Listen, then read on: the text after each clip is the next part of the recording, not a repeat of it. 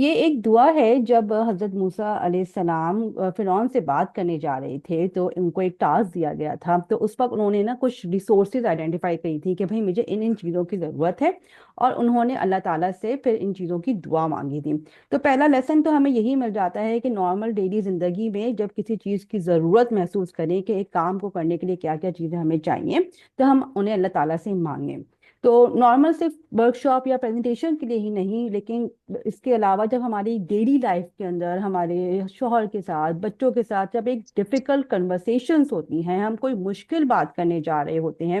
تو اس وقت بھی ہمیں ضرورت ہے کہ ہم ان چیزوں کو مانگیں، ہم اللہ تعالیٰ سے مانگیں کہ اللہ تعالیٰ ہمیں کانفیڈنس دیں، ہمیں آسانی دیں۔ اور پتہ ہے اکثر ہم بات کر رہے ہوتے ہیں نا، تو سامنے والے کو ہماری بات ہی سمجھ نہیں آ رہی ہوتی۔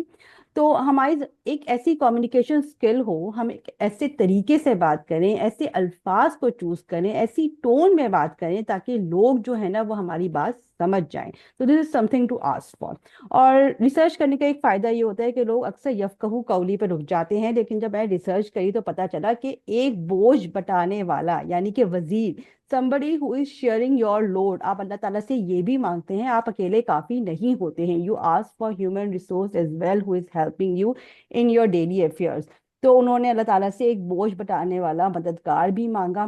اور آگے جا کے ہم دیکھتے ہیں کہ اللہ تعالیٰ ان کو یہ سب چیزیں دے دیتے ہیں۔